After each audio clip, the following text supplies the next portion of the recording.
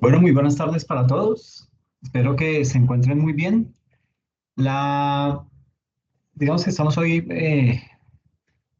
haciendo honor al compromiso que habíamos adquirido de desarrollar la sesión adicional. Bueno, la sesión adicional no, sino la sesión que no pude desarrollar el jueves, ya ni me acuerdo, el 23 de mayo, que pues por temas de salud no lo pude desarrollar. Básicamente, y tal y como lo habíamos hablado el jueves pasado, en donde estuvimos viendo lo que era el ejercicio que vamos a trabajar a lo largo de, de este periodo académico, directamente con el tema de declaración de renta. Entonces, vamos a empezar hoy a hablar puntualmente de lo que es el efectivo y cómo se manejan sobre todo las transacciones que tienen que ver directamente con la moneda, cuando se hacen transacciones en moneda extranjera, ¿ok? Entonces, desde ese punto de vista, digamos que lo primero que hay que hacer, o lo primero que vamos a hablar el día de hoy, es precisamente de esa temática que va en torno a el efectivo y sobre todo cuando hacemos transacciones en moneda extranjera, es decir, cómo lo contabilizamos, pero sobre todo, digamos que cómo es que vamos a hacer la conciliación fiscal para empezar a heredar actividades de esas en nuestro formulario 110 para declarar la renta, ¿ok? Entonces, básicamente acá lo que nos toca hacer es, nos ubicamos en la hoja sumaria de renta. Bueno, voy para mi archivo en Excel. En nuestra hojita sumaria de renta, lo voy a ampliar un poco. Entonces, acá en nuestra hoja sumaria de renta, y digamos que aquí tenemos todas las transacciones, y digamos que esta es, como les decía la sesión pasada, este es el eje del ejercicio, la hoja sumaria de renta. Digamos que acá, una vez ya estamos en nuestras cuentas contables, como las tenemos aquí totalmente discriminadas, están en orden de activo, pasivo, patrimonio, ingresos y ganancias, costos, gastos y pérdidas y costos de producción. Pare de contar. Entonces, digamos que una vez ya tenemos clasificadas todas nuestras cuentas contables, ¿sí? Una vez ya hemos cerrado la contabilidad en nuestra organización, es importante, digamos que ahí establecer cuáles son los ajustes que debo hacer para poder llegar a heredar cifras a mi declaración de renta. Por eso una de las columnas que tenemos acá dentro de sumaria de renta es el renglón 110, que es básicamente en donde vamos a estar relacionando la información con que vamos a empezar a llevarnos para nuestro formulario 110, ¿ok? Eso es, digamos que bien importante tenerlo claro digamos que poder tener esa visión lo más centrada posible en la declaración de renta. Vuelvo y digo, y esto no me voy a cansar de repetirlo, la contabilidad tiene que ser financiera, ¿sí? En algún momento de la historia colombiana nos perdimos, arrancamos y hoy muchas de las empresas casi que ven la contabilidad desde lo tributario más que desde lo financiero. Y eso está mal, porque la contabilidad es la que me va a permitir a mí tomar decisiones con base en la información financiera. Por eso, la sesión pasada hablábamos básicamente de lo que era ese artículo 21 raya 1, en donde pues el estatuto tributario como que se da la pela y dice, ok, voy a dejar constancia, voy a someterme al tema del reconocimiento y la medición que haga desde la parte contable, pues, basado obviamente en el estándar internacional, y ese va a ser el insumo, ¿sí? Pero también hace unas salvedades ahí en donde decía, sí, pero si de pronto hay un vacío en esa parte contable, en ese reconocimiento, en esa medición, entro yo, legislo y ustedes se someten a lo que yo diga. Palabras más, palabras menos lo que dice el artículo 21 raya 1 que veíamos la sesión pasada. Entonces, revisando aquí nuestra hoja sumaria de renta, tenemos la columna en donde está el plan único de cuentas, ¿sí? Por un lado, digamos que no tiene que corresponder ese código necesariamente con un plan de cuentas puntual, Recuerden que hoy puedo usar cualquier plan de cuentas, ¿sí? No, no es obligatorio usar un plan de cuentas específico porque hay de todos. Hay para el sector industrial, para el sector de los comerciantes. Por lo general uno utiliza el plan de cuentas, el PUC del sector comercial. Pero, vuelvo y digo, no es que el estándar nos obligue usted es de tal sector, utilice tal plan de cuentas. No, para el estándar internacional es transparente. Lo que sí se verifica es que digamos que se esté haciendo el agrupamiento real, el agrupamiento que es por cada código, porque ¿cómo opera un sistema contable? Yo identifico todas las cuentas a través de un código, ¿sí? Y ese código es el que yo voy agrupando y a ese código le voy haciendo sumas y restas. Por eso es que cuando hago el cierre contable, lo que hace el sistema contable es coger todo aquello que tenga, por ejemplo, el código 111005 y lo agrupa y hace las sumas y restas y me genera un solo saldo. Y ese es el valor que se me lleva para mi estado de situación financiera. Entonces, por eso es importante tener el código. Pero vuelvo y digo, no necesariamente tenemos que estar atados a un código del Plan Único de Cuentas del sector de servicios, del sector de comercial. Digamos que en esa parte tenemos libertad para hacer eso. ¿Okay? Entonces, básicamente en esta hoja, pues tengo todas las cuentas del activo, del pasivo, como lo veíamos ahorita. Y la idea con esta información es que es básicamente hacer una depuración de nuestra contabilidad. Por eso, vuelvo y digo, la hoja sumaria de renta es la clave, es el eje, es la columna vertebral de nuestro ejercicio. ¿Ok? Entonces, básicamente, vamos a utilizar acá toda la sección del efectivo, ¿sí? Entonces, nuestra cuenta corriente en Bancolombia, nuestra cuenta corriente en el banco, nuestra cuenta en el Banco de Miami, lo que se denomina carteras colectivas, cuenta corriente del Banco de Bogotá y para de contar. Ese es el grupo que me conforma el efectivo y el efectivo y el equivalente al efectivo, ¿ok? Digamos que normalmente esperamos que las cuentas bancarias, bueno, estoy aquí hablando del ideal, eh, esperaríamos que, digamos que nuestras cuentas bancarias pues estuvieran conciliadas. Ese es el escenario perfecto, es decir, que el saldo del extracto bancario sea igual al saldo que tenemos en libros contables, ¿sí? Esto, sinceramente, no pasa con mucha frecuencia, ¿sí? Pero es el deber ser.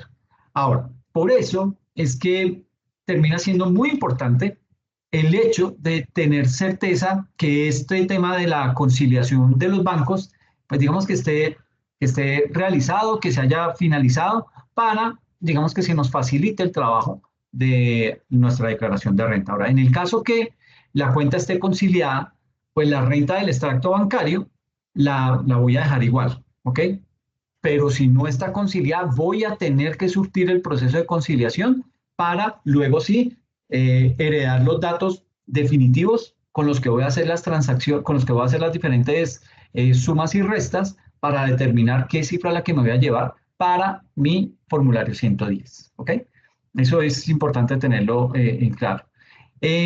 Digamos que hay que tener muy en cuenta lo que establecen todas las normas tributarias sobre caja y bancos, ¿sí? Por ejemplo, aquí devolviéndome a mi PowerPoint, hay que tener presente que todo lo que nos dice el tema de, se me fue, esto. Eh, digamos que el artículo 268 del Estatuto Tributario me indica y me habla puntualmente acerca de lo que es el efectivo en la declaración de renta. Me dice el artículo 268, valor de los depósitos en cuentas corrientes y cuentas de ahorro. El valor de los depósitos bancarios es el del saldo en el último día del año o periodo gravable. El valor de los depósitos en cajas de ahorros es el del saldo en el último día del año o periodo gravable, incluida la corrección monetaria, cuando fuera el caso, porque hay a veces cuentas que no pagan ese tipo de interés, más el valor de los intereses causados y no cobrados. Entonces, debo tener en cuenta estos ítems para poder determinar el saldo real de la cuenta del efectivo y equivalente al efectivo. Pero el artículo 269 del mismo estatuto me indica valor patrimonial de los bienes en moneda extranjera. Entonces me dice, ¿cómo hago lo de moneda nacional? Pero si usted tiene moneda extranjera, debe tener en cuenta lo siguiente.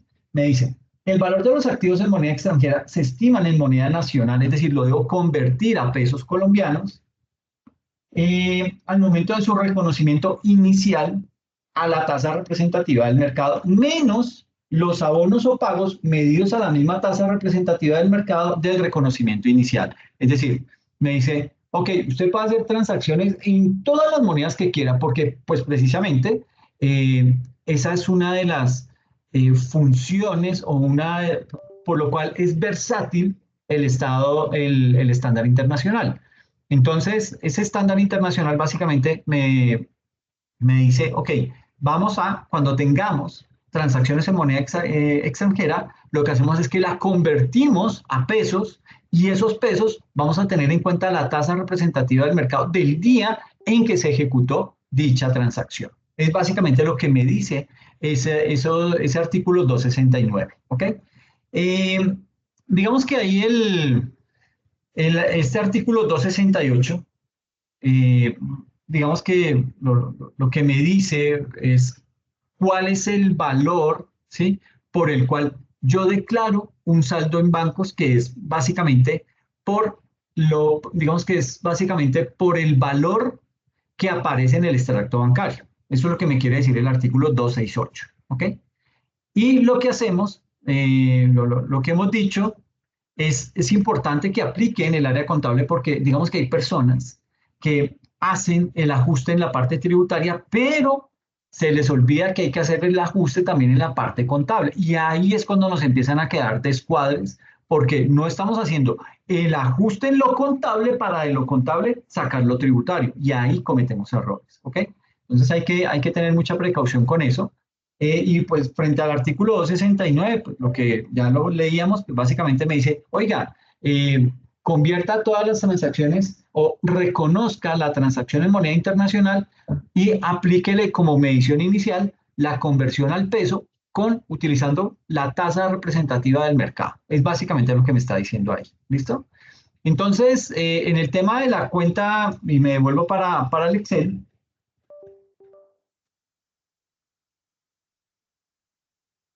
aquí en la cuenta corriente de Bancolombia, pues básicamente lo que me está diciendo, bueno, digamos que esperaríamos que no hubiese ajuste y por lo tanto, pues digamos que ese valor iría directamente al renglón 36. ¿Por qué? Porque estamos asumiendo que aquí ya la cuenta está conciliada, ¿ok? O sea, no hay problema. Pero si no está conciliada, primero conciliamos y luego sí heredamos información a la sumaria de renta para de ahí alimentar nuestro formulario 110. Es el procedimiento.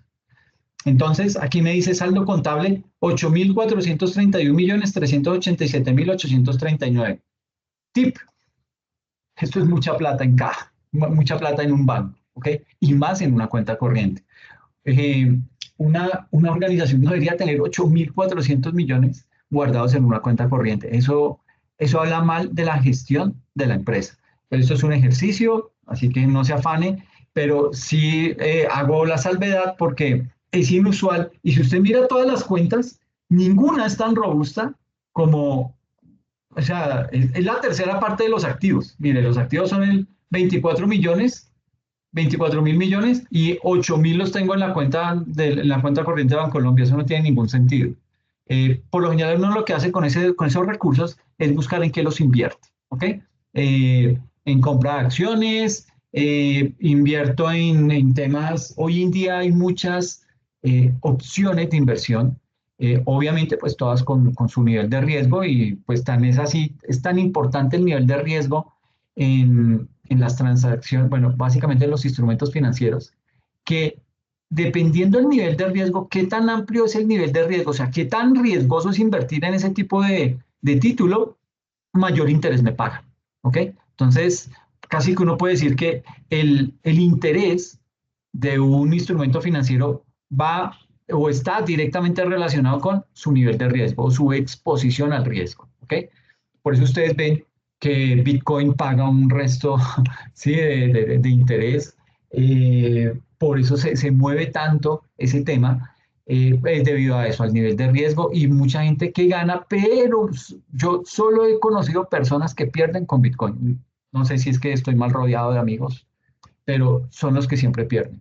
Y les estoy hablando de economistas, les estoy hablando de contadores que han invertido en ese tipo de productos y les ha ido mal. ¿Ok? Entonces hay que tener mucha precaución con eso. Mecanismos para invertir, pues eso lo veremos en NIF cuando hablemos acerca de las normas internacionales de información financiera en el punto de instrumentos financieros. En ese componente miramos diferentes formas de inversión, miraremos casos fallidos, casos en los que ha salido bien las cosas, mm, pero digamos que casi siempre es por el lado de lo tradicional, acciones, bonos, eh, de pronto hay unas líneas de inversión ahora que han salido que no requieren, y eso es bien importante, que no requieren la intermediación financiera. Es decir, uno, porque pues básicamente ese es el mercado de capitales. Hay un intermediario financiero que es el que se encarga de recibir los ahorros de la gente que tiene exceso de dinero y que puede ahorrar y recibe también las solicitudes de aquellos que necesitan esos recursos para poder seguir continuando el desarrollo de su objeto social. Entonces, esa intermediación la hace el Estado, el sector financiero, en donde pues goza de unos avales y de unos permisos por parte del gobierno nacional, pero hoy en día muchas transacciones están saltando o quitando de la ecuación al sector financiero. Que si eso es bueno o es malo, yo creo que es bueno en el sentido en que el sector financiero ya no se puede sentir pues tan poderoso, ¿sí? Me parece bueno por ese lado, pero habrá que mirarlo bien los riesgos de ese tipo de inversiones. Hay una inversión muy interesante, la maneja la Bolsa de Valores de Colombia, es como un portal, se llama Ascenso, y ahí uno lo que hace es invertir en ciertos proyectos de emprendimiento de personas que no quieren ir al sector financiero porque les cobran una tasa de interés muy alta, pero que necesitan dinero para poder sacar adelante su proyecto. Entonces, ¿qué hacen? A través de ese portal, lo que hace la Bolsa de Valores es conectar esos emprendedores con un proyecto puntual y a todos aquellos los que pueden invertir en él. Entonces, ¿cómo funciona? Básicamente uno lo que hace es, dice, mire, tengo tal proyecto y les voy a mostrar algo pequeñito, simplemente como para que tengan una idea, y porque es que si no se me quedan como con la duda, pues no es tan chévere. Entonces, por ejemplo, en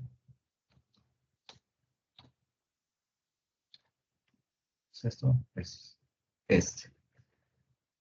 La verdad yo no entiendo por qué ese dos. Sí, bueno, es el que son dos, el que invierte y el emprendedor. Por eso colocará yo antes decía a Docenso, pero después me dijo, no, es Ascenso. Bueno, ok. Entonces, acá en Ascenso, entremos a esta.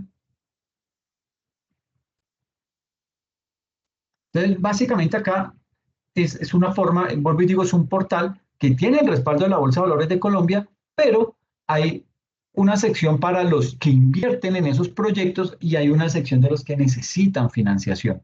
¿Cuál es la ventaja? Que si usted tiene un proyecto, un emprendimiento, necesita plata, pues va a Ascenso y ellos estudian su proyecto, le dicen, oiga, está chévere, me parece bien, lo vamos a apoyar, lo publican por acá, pero hay un margen de riesgo, ya se los muestro. Entonces, si usted es inversión, si usted es emprendedor, pues se va aquí a Finánciate. En Finánciate uno lo que hace es vende la idea, ¿sí? Dice, mire, tengo tal proyecto, quiero que necesito recolectar 500 millones de pesos y le pago tanto de interés. Es el emprendedor el que le dice cuál es la tasa de interés que le va a pagar. Ahora, pues no va a ser tampoco tan lejana de la realidad financiera, ¿sí? Está como unos 4 o 5 puntos por debajo de lo que está el mercado, porque si no, no sería negocio para usted como inversionista. Pero básicamente, digamos que la inversión es segura y además la respalda la bolsa de valores. La bolsa de valores dice, mire, en caso que ese emprendedor quiebre o fracase, pues no hay problema, yo le respondo hasta por el 50%. Vuelvo y digo, hay un nivel de riesgo alto, pero digamos que estamos ayudando a emprender. Miren, por ejemplo, esta Bruder, es una empresa de cerveza, es colombiana, es buenísima esa cerveza, pero miren que ellos están buscando eh, la meta, aquí es, bueno, vamos a entrar acá. Y eso estaba quieto. Hacía rato no sacaban este tema de nuevos proyectos. Y les voy a compartir. Me dicen, porfa, si escuchan el audio. En Colombia se abre paso a una oportunidad realmente única, donde la innovación se Sí se expresa escucha. con sabor. Muchas gracias, Sebastián. Gracias.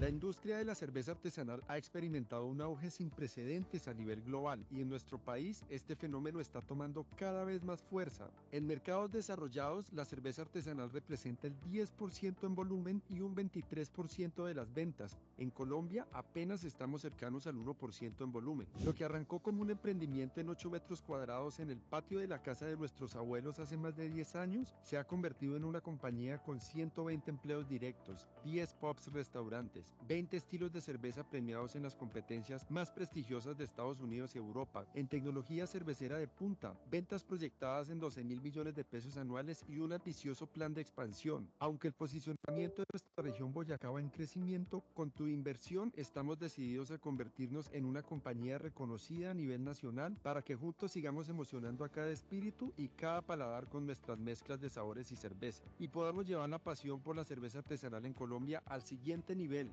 Al unirte a Bruder y nuestra comunidad cervecera, no solo te conviertes en propietario de una parte de nuestra historia, sino que también accedes a una posible valorización que esperamos sea muy importante. Únete a nosotros invirtiendo en acciones en nuestra compañía a través de Ascenso desde $1.000.000 y sé parte de la revolución en la industria cervecera. Juntos podemos convertir lo común en algo extraordinario y hacer historia en cada sorbo. Brindemos como hermanos por el éxito compartido. Salud. Buenísimo. Este es un proyecto de dos hermanos.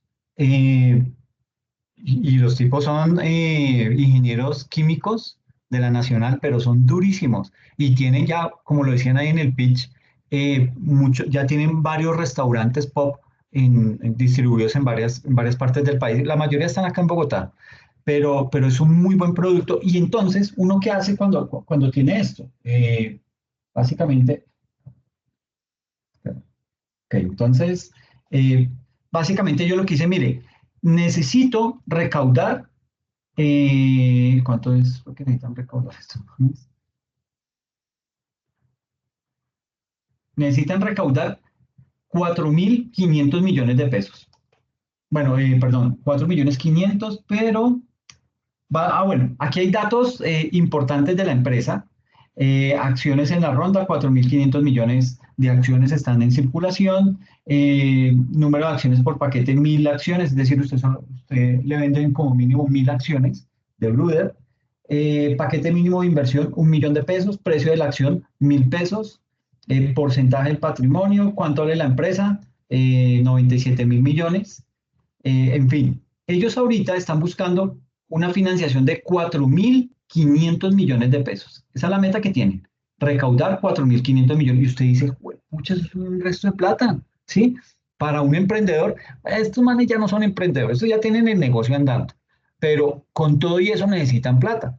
Pero vuelvo y les digo, no acuden al sector financiero porque el sector financiero les cobra una tasa de interés muy alta, les pide todo tipo de requisitos, les pone problemas. Entonces, se salen de esa intermediación, van a una plataforma como la de Ascenso y ahí encuentran el espacio perfecto para darse a conocer por una parte, pero para recoger inversión. Y mire que de los 4.500 ya han recogido 3.111 millones. ¿Ok? Han recaudado apenas como el 70%. Se cierra esto en 140 días. Ya hay, mire que, y esto es bien interesante, ¿cuántos accionistas hay hasta ahora que han invertido en estos 3.111? Hay 1.408. Es decir, quiere decir que digamos, hay 1.408 accionistas, quedan 140 días para cerrar y básicamente lo que hacen ellos es le dicen a uno, ah, bueno, aquí están las condiciones, nuestras cifras, valor agregado, es decir, está toda la información de la empresa.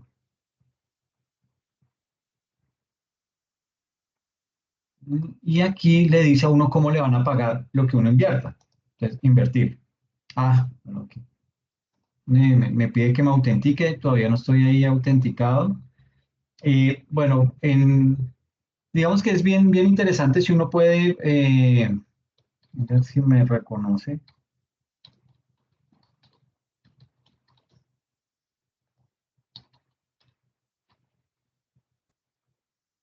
No. Básicamente, pues uno lo que hace es que se crea, se registra aquí y ellos le muestran un plan de inversión. Le dice, mire, si usted invierte con nosotros 1 millón de pesos, le vamos a estar devolviendo al cierre, o sea, cuando ya le hayamos devuelto el patrimonio, el capital que usted invirtió, le vamos a estar devolviendo, qué sé yo, 250.000 pesos más de interés por 1 millón. O sea, pues, suena un poquito descabellado, pero digamos que son esos márgenes lo que se maneja. Vuelvo y digo, tiene el respaldo de la bolsa de valores. Si esta gente quiebra, que no va a quebrar, por eso le digo, mire, ya 1.400 personas han invertido y han invertido 3.111 millones de pesos. O sea, es algo que ya se conoce, es funcional, ¿sí? Y vale la pena, pues, tomarlo como una opción de inversión. Eso simplemente era lo que quería ir como darles a conocer del por qué hoy en día se habla del término finanzas descentralizadas. Es decir, sacar de la ecuación a el sector financiero. Cuéntame, Sebastián. Profe, ¿cómo hace uno para ganar ese respaldo con la bolsa de valores? Bueno, ellos, digamos que yo soy un emprendedor, tengo mi producto y necesito recoger financiación. Entonces lo que hago es, me postulo acá en la bolsa, en Ascenso, en la sección de Finánciate. Entonces aquí en Finánciate le dicen a uno, bueno, ¿qué debe hacer? Entonces, ¿cómo financiarte? Bueno, ¿por qué financiarte en Ascenso? Si eres una empresa colombiana, empresa, o sea que ya debes estar formalizado.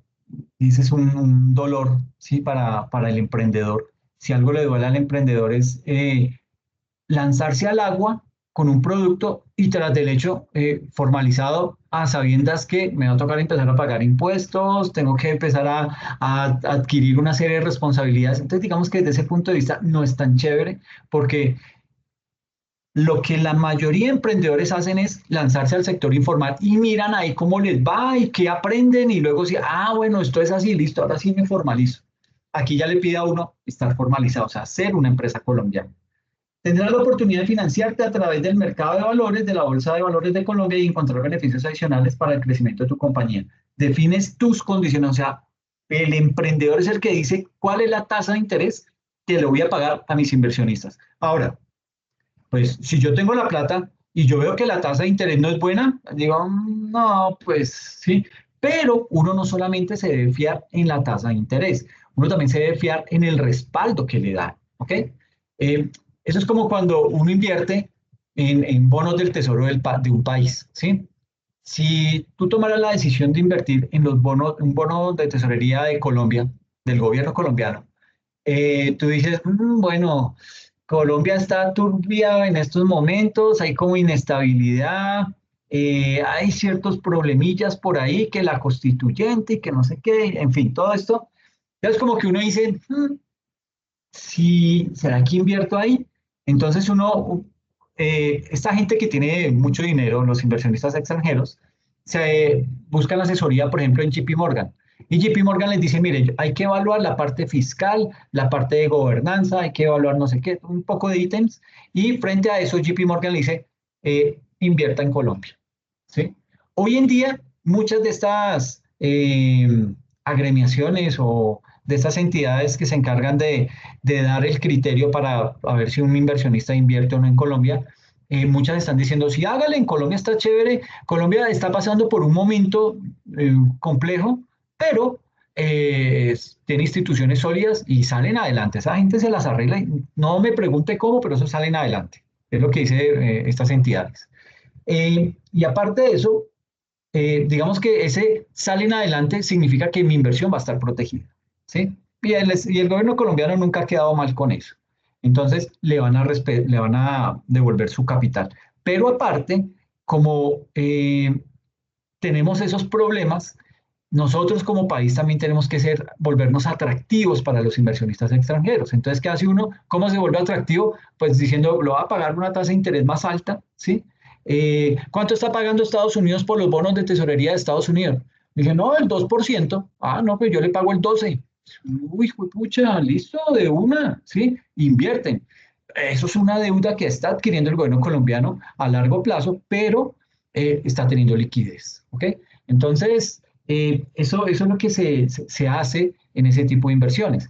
Acá con Ascenso es, hombre, yo le puedo pagar tanto de interés, yo ya expongo las condiciones acá, cuánto es lo máximo que le puedo pagar, pero uno de inversionista también mira cuál es la solvencia de la empresa, uno mira cuánto tiempo lleva en el mercado, qué tal son sus productos. Mira que hay un producto, y perdóname que me salga, pero es que hay de todo aquí en Ascenso.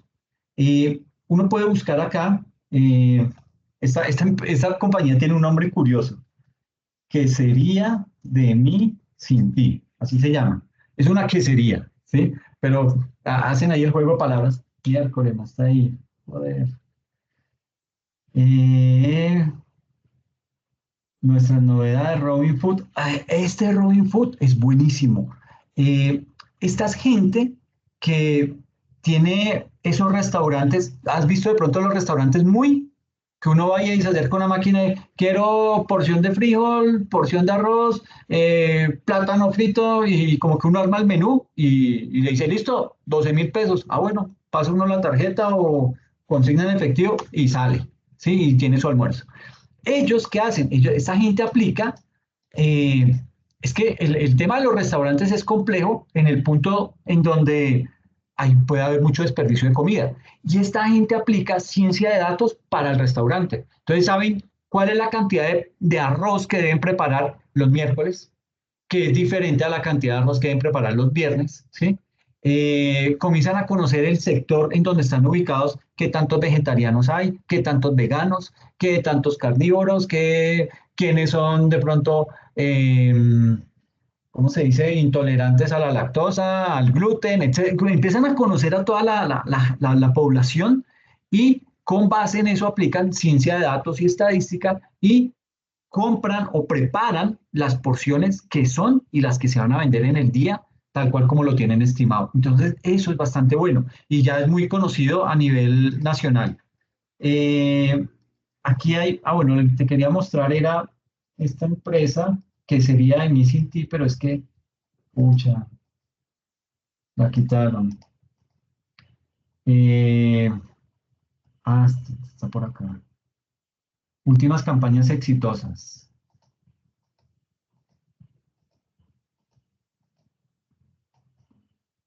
Turmequé, esto es de jugar tejo, pero estos son bares que hoy en día abren y dentro, o sea, ya no es una pista de baile, sino es una pista de tejo. Bueno, en realidad son como 4, 5 pistas y se pone la gente a jugar tejo y a tomar cerveza y hay música y de pronto llega un DJ y comienzan a colocar la música y es bastante chévere. Eso sí huele a pólvora porque es el negocio, pero mire, Turmequé o sea, hay de todo tipo de negocios y no me parece la que te quería mostrar. No, no me parece, pero es que es un producto, o sea, el pitch con el que venden la idea es buenísimo, es muy como que uno se entusiasma y quiere invertir en eso. Mm,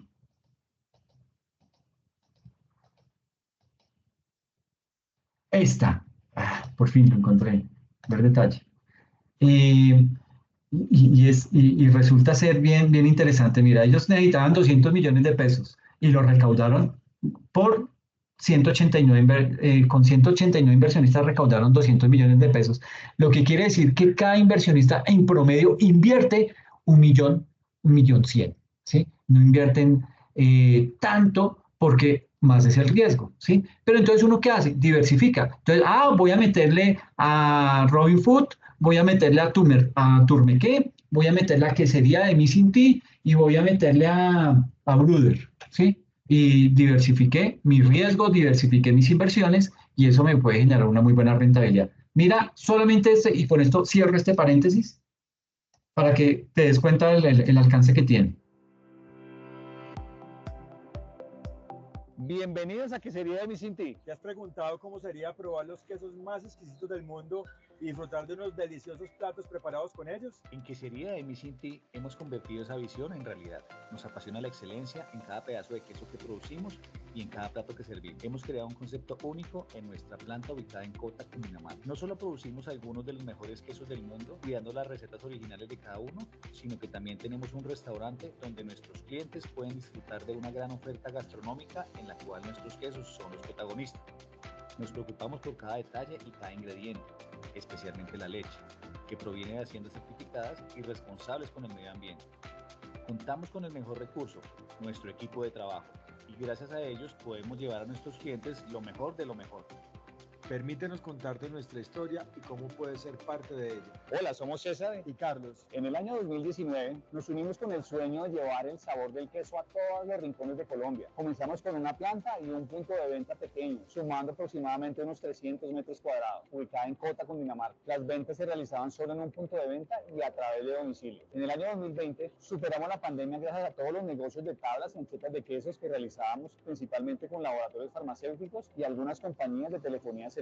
Para finales del año 2021 nos dimos cuenta del potencial del negocio y decidimos invertir en una nueva instalación cercana a la inicial, ahora con aproximadamente unos 800 metros cuadrados, donde también abrimos un restaurante para mostrar a nuestros clientes toda la versatilidad y el uso del queso en diferentes platos y combinaciones. en abril de 2022 inauguramos nuestras nuevas instalaciones con gran éxito.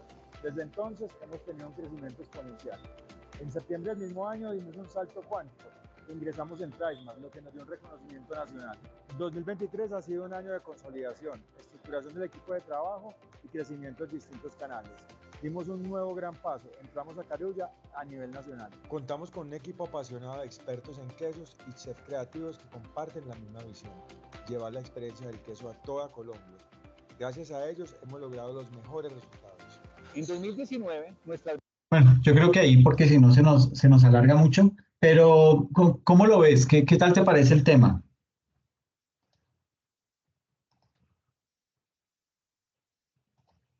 Profe, muy bueno porque pues muestra como la capacidad que puede tener uno como al conocer de pronto como estas plataformas. Ahorita pues yo estoy en una empresa que literalmente necesitamos apalancamiento, más o menos 600 millones de pesos por unas condiciones que están bien complejas. Sí, y además las situaciones desfavorables que nos dejó la administración anterior nos está haciendo como la situación de una manera muy difícil para poderlo lograr. Entonces, precisamente ver esto, pues obviamente lo motiva a uno como a pensar de una manera diferente. Entonces, más que todo, por eso fue como mi interés, pero en verdad estaba muy chévere el tema. Está muy No, y interesante. navégalo y te aseguro que... bueno, aquí hay como simular la inversión, ¿no? Aquí uno también puede decir, mire, me van a pagar una tasa de interés del 18% efectivo anual, es bastante alta. Bueno, esto también falta ver la fecha en la que lanzaron la solicitud de la oferta, pero ahí juega mucho cuál es la tasa de interés del mercado y ellos mandan una tasa de interés muy más bajita, vuelvo y digo, unos 5 puntos porcentuales por debajo, es decir, que en esa época debía estar por ahí en unos 22-23% en el sector financiero. Entonces aquí básicamente uno lo que dice es, bueno, ¿cuánto quiere invertir? Yo aquí quiero invertir 10 millones. ¿Sí? Entonces me dice, con 10 millones a una tasa de interés del 18% efectivo anual a un plazo de 36 meses, porque ellos le dicen a uno, yo le devuelvo la plata en 36 meses. ¿Cómo la voy a pagar? Ya le digo.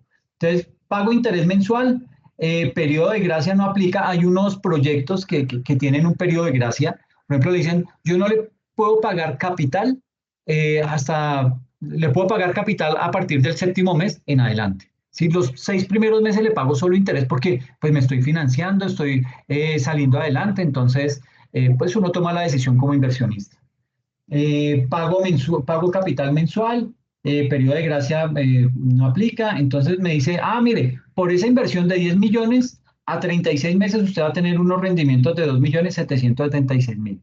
Ya pues uno mira, bueno, ¿será que sí sirve? ¿Será que no? Y aquí uno descarga todo el plan de pagos de los 36 meses, cuánto es lo que le van a estar, cuánto le van a estar consignando mensualmente por capital y por interés. Entonces, termina siendo una buena opción, una buena alternativa para alguien que eh, quiera apoyar eh, emprendimientos de colombianos. Es que esa es la esencia, ¿verdad?, de esta temática.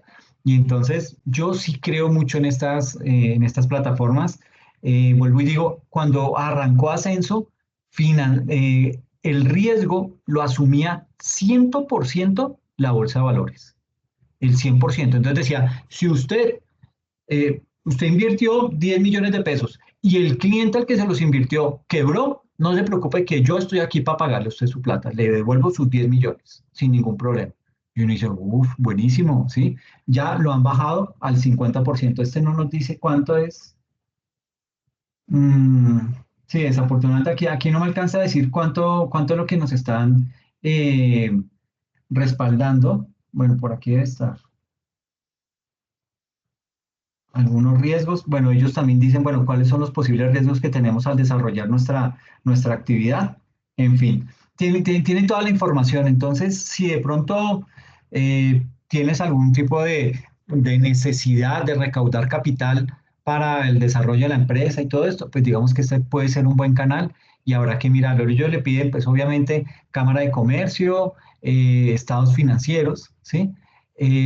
Pero no necesariamente tiene uno que estar bien, porque si usted está bien, pues ¿para qué va a acudir a esto? O sea, uno acude es porque necesita la plata, y si necesito la plata es porque pues, tengo algún problema económico financiero dentro de la organización. Ellos lo entienden, pero básicamente sí lo piden como para poder hacer proyecciones y decir, este man está pidiendo 1.000 millones y yo creo que no va a poder, no tiene cómo respaldar esa deuda de 1.000 millones. Es más para eso que piden los estados financieros. Y ya el resto, Pero pues, si tengo los activos, qué pena, profe.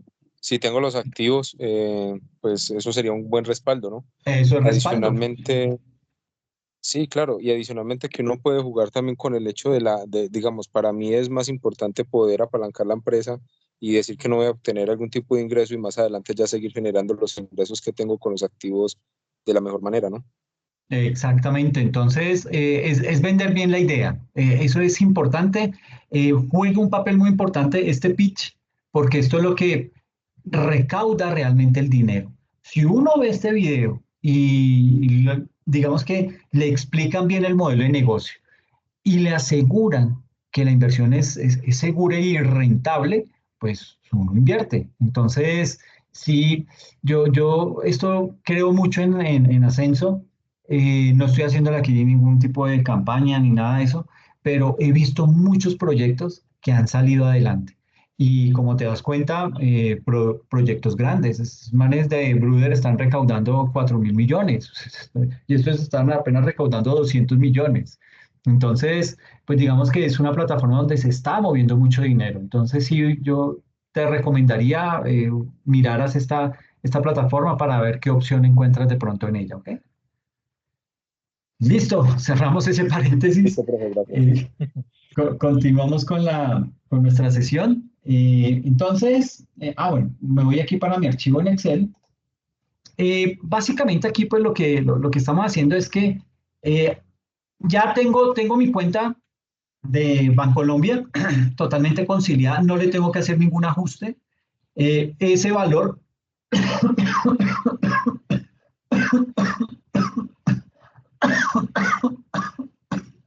perdón, pero todavía sigo con eso.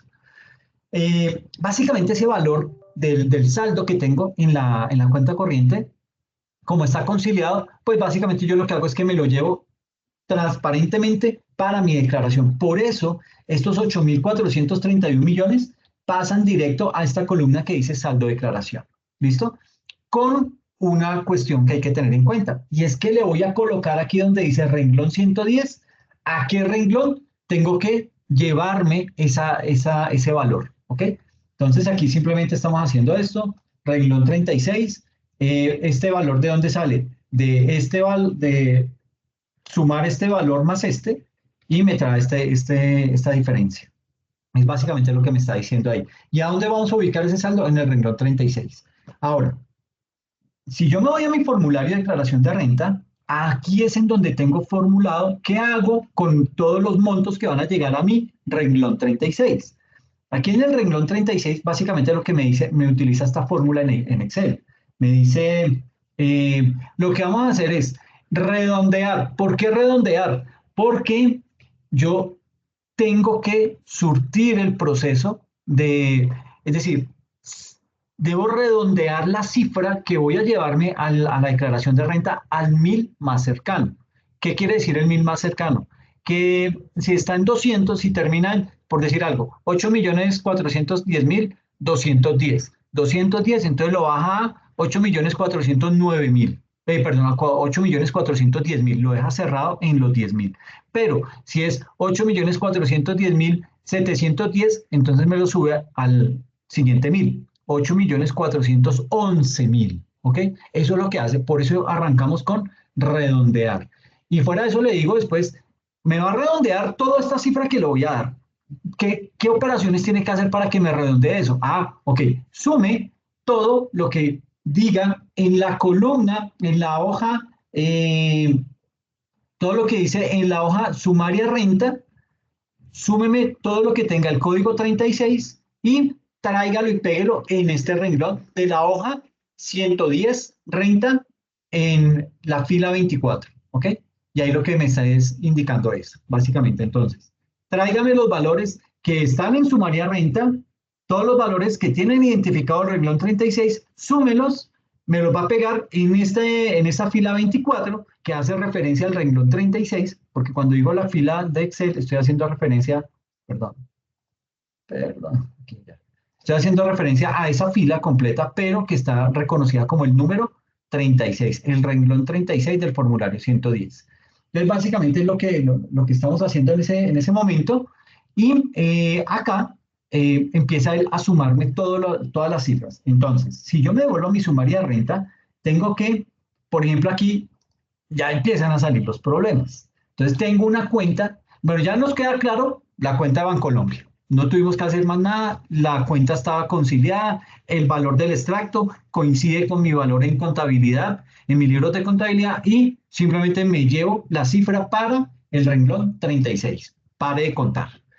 La siguiente es una cuenta del Banco de Miami. Entonces, en esa cuenta de Miami, aquí ya empiezan las cositas que hay que tener en cuenta, como que habrá que mirar con mucho más detenimiento, ¿ok? Básicamente, aquí lo que me indica es que esa cuenta del Banco de Miami, pues es una cuenta internacional, pero si te fijas, de las cuentas de los bancos, esa es la única que tiene un ajuste, ¿ok? ¿Por qué? Por el tema de la diferencia en cambio, ¿ok? Es más aspectos que habrá que entrar a mirar con más detenimiento, pero digamos que es lo que nos muestra cómo es que se hace ese tipo de conciliaciones. Entonces, básicamente acá, digamos que dentro de lo que estamos viendo, esta cuenta, la 111010 del Banco de Miami, pues digamos que es una cuenta que tiene esa particularidad. ¿Por qué? Porque al ser internacional me estoy sometiendo al tipo de moneda que está en ese país, ¿ok? Eso es lo primero que tenemos que deducir.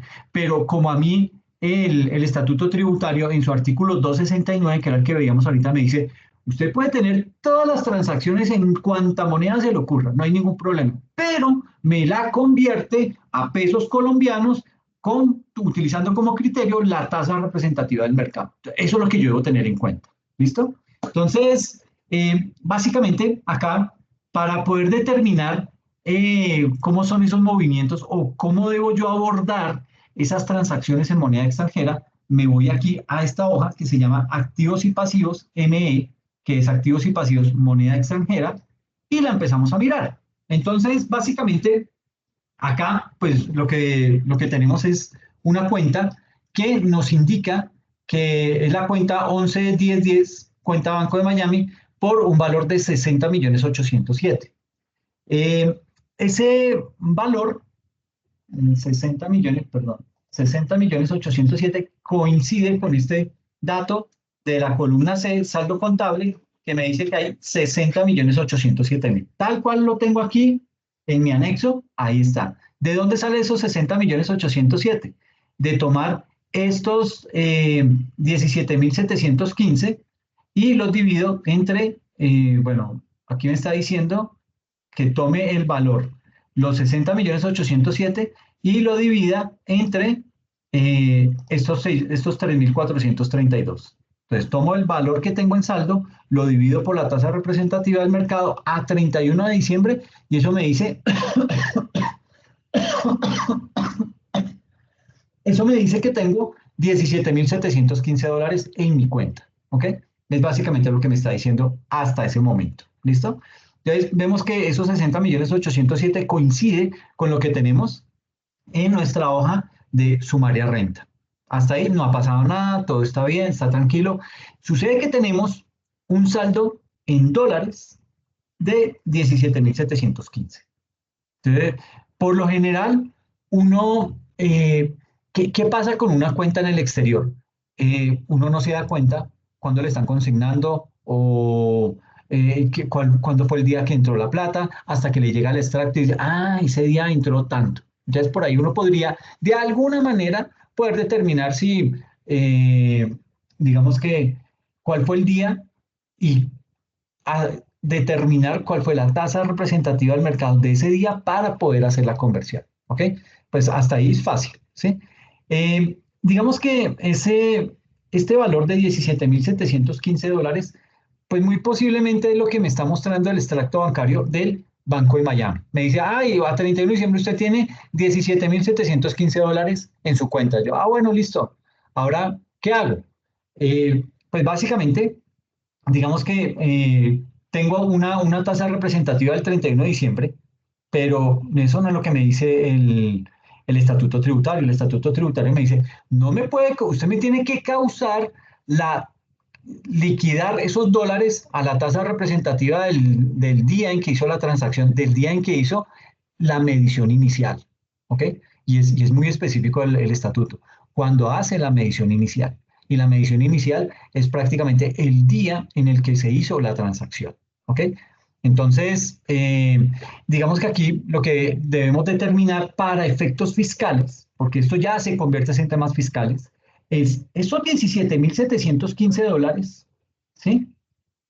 Que esto es básicamente el meollo del asunto, esos 17.715 dólares, ¿cómo lo debo declarar fiscalmente? ¿Sí?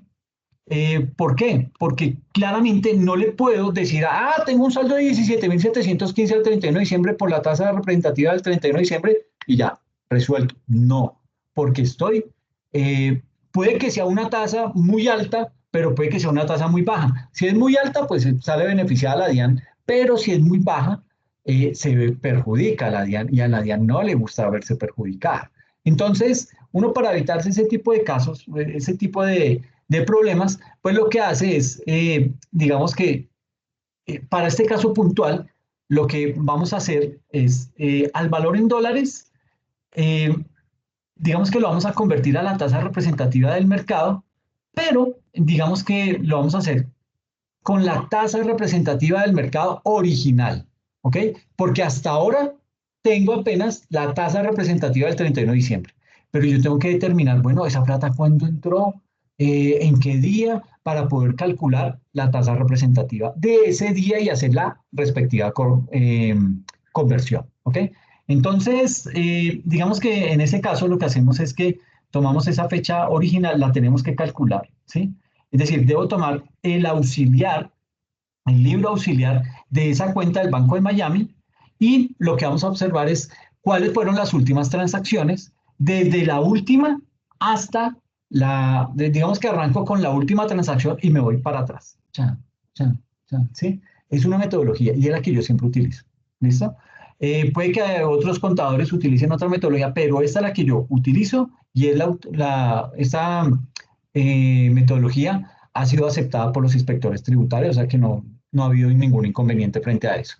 Entonces, digamos que tengo mis 17.715. Empiezo a mirar mis extractos bancarios de la cuenta del Banco de Miami y empiezo a detectar que en diciembre 3 hubo una transacción por $6.200, ¿sí? Si yo hago la conversión, determino cuál es la fecha, la tasa, la TRM del 3 de diciembre y me dice que es 3.687. Ya tengo la primera, pero tengo que llegar a 17.715. Entonces, aquí apenas lo que hemos hecho es tomar estos 17.715 menos 6.200, todavía me falta como $11.000, ¿ok? Ok, sigo yéndome para atrás. Listo. Después que entraron $9.600. Miércoles, ¿cuándo? El 15 de septiembre. Bueno, 9.600. ¿Cuál era la TRM del 15 de septiembre? 3.254. Entonces ya tengo aquí 9.000 más 6.200. Eso me da 15.800. ¿Ok? 15.800, pero todavía me faltan 17.715. Entonces, miro, me sigo yendo hacia atrás y encuentro que el 20 de junio hubo una transacción de $12.000. Determino, digo, bueno, tengo $15.800, me faltan ¿cuánto? 1.915 para completar los $17.715 que debo justificar y que debo convertir a la TRM del día en el cual ingresó el dinero. Entonces yo fácilmente lo que hago es digo, bueno, me faltan 1.915, entonces de estos 12.000 los saco, digo que voy a reconocer con fecha 20 de junio $1.915 a una la tasa de la TRM del 20 de junio, que fue 3.564. Entonces esto ya me empieza a dar valores. Entonces tengo aquí 3.564 por 1.915 me da 6.800.000. 3.254, que es la TRM del 15 de septiembre, por 9.600 me da 31.238. Y 3.687 por $6.200 me da 22.859. Sumo estos tres ítems y me indica que el valor es 60.923.000 pesos. ¿Cuál es el problema en el que estoy aquí? Que tengo estos 60 millones, ¿sí? Pero en mi contabilidad tengo 60.807.000. O sea, tengo un descuadre, básicamente, de aquí, igual este valor menos este, tengo un descuadre de 116.133 pesos. ¿Ok? Con ese valor, ¿qué hace uno? Me lo llevo como un ajuste porque lo tengo que reflejar en algún momento. ¿Ok? O sea, yo en mi contabilidad no lo puedo reflejar. ¿Por qué? Porque básicamente lo que hice acá fue convertir estos 17.715 a tres tasas diferentes. ¿Ok? Eso es lo que me genera el descuadre de los 116.133. ¿Por qué hay descuadre? Porque este saldo de 17.715 lo estoy reconociendo a 31 de diciembre con una tasa de cambio de 3.432. Entonces, no es lo mismo, 3.000, digamos que si yo sacara el promedio, yo digo, ok, este valor de esta tasa más este valor más este otro valor, esto entre paréntesis, dividido 3, el valor promedio de TRM es de 3.502 y yo estoy liquidando esos 17.000 a 3.432, ¿sí? O sea, me está saliendo más bajo el tema de la liquidación de esos 17.715 el día 31 de diciembre por la TRM de ese 31 de diciembre. Y yo no puedo hacer eso.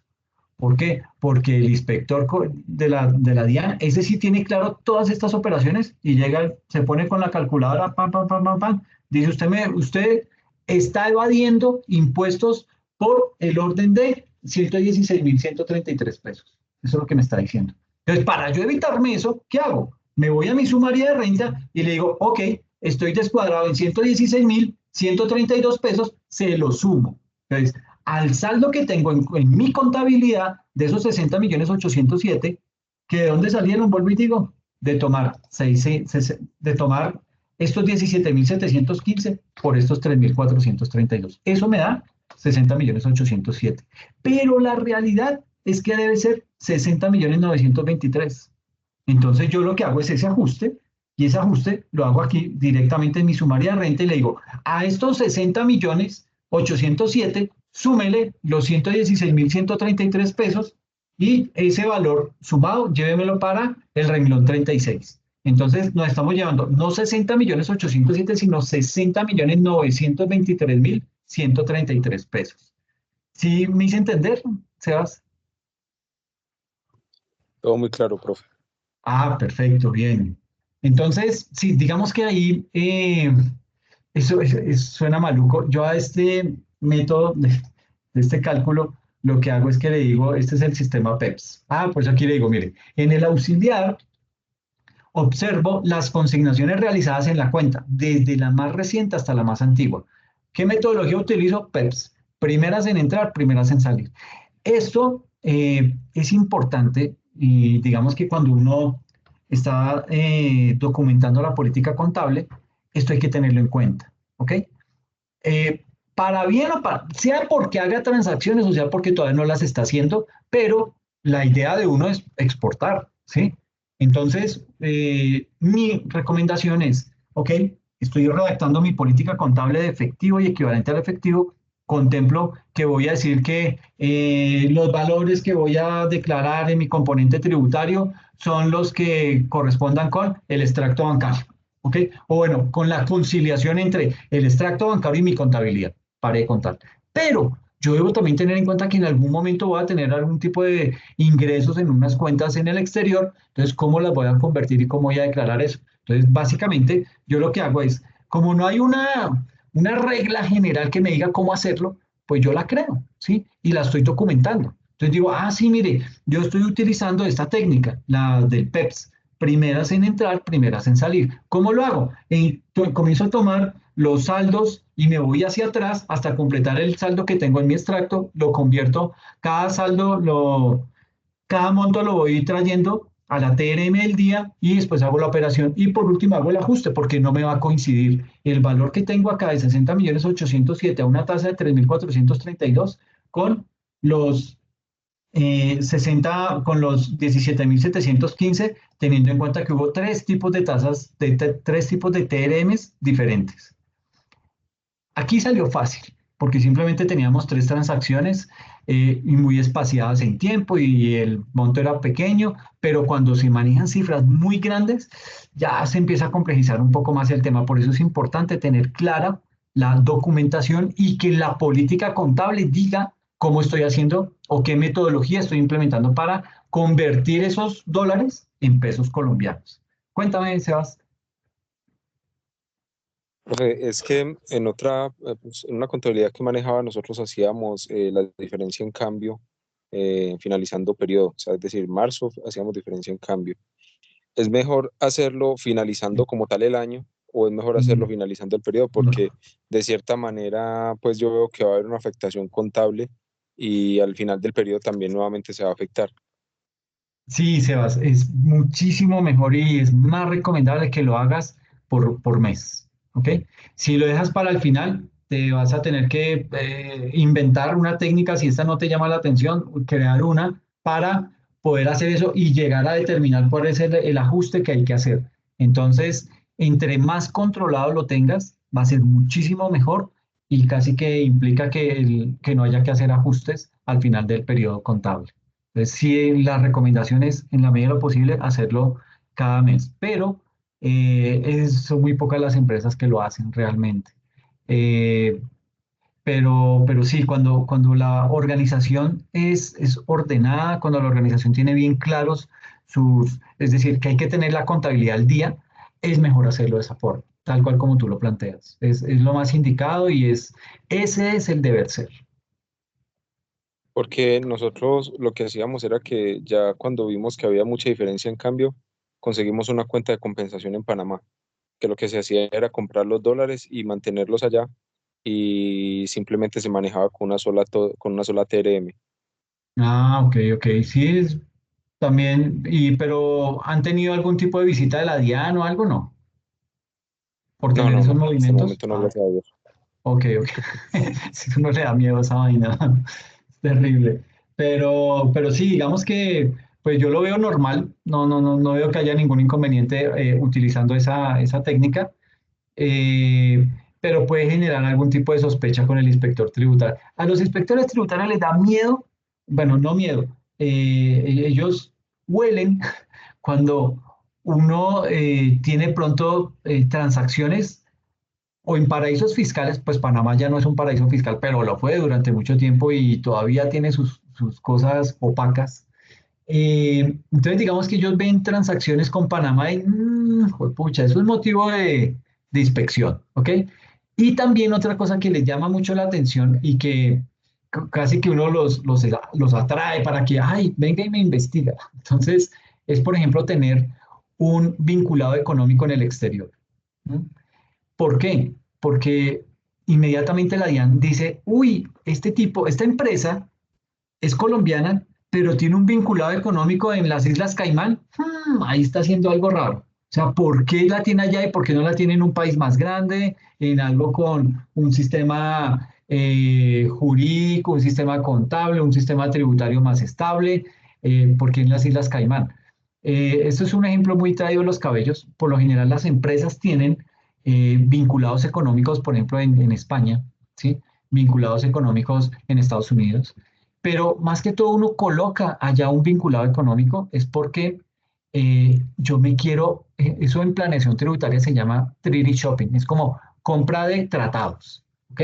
Entonces, existe un tratado comercial, por decir algo, entre España y Estados Unidos. Entonces, ese tratado comercial que dice, todo producto que provenga de España para Estados Unidos no va a pagar ningún tipo de arancel para su ingreso al país, a Estados Unidos.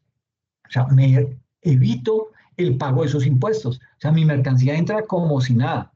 Entonces, ¿yo qué hago? Y Colombia no tiene un tratado que diga eso con Estados Unidos. Dice, ah, no, los productos de Colombia entran plenos y pagan tanto de impuesto y no sé qué, y si se más. Entonces, yo lo que hago es digo, pues tampoco, pues más bien creo una sucursal allá en España. En España puedo decir que voy a fabricar los productos o los importo directamente desde de Colombia hasta allá, puede que haya algún tipo de beneficio. eh, y lo que hago, y eso está mal, es de pronto reetiquetar esa mercancía como Made in España. Bueno, Made in Spain. Y eso es un delito, ¿sí? Pero, ¿qué hace? Entonces yo ya digamos que nacionalicé la mercancía colombiana en España, por decir algo. Eso es un delito.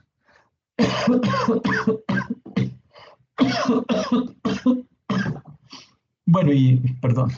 Entonces, después, ¿qué hago? Ya tengo la mercancía en España, ahora sí utilizo el tratado de libre comercio entre España y Estados Unidos y mando mi producto, que es colombiano, reetiquetado en España, se lo mando a Estados Unidos y entra sin ningún arancel. ¿Ok? Y eso me hace a mí mejorar mis ingresos, voy a tener que, estoy reduciendo costos, etcétera, etcétera.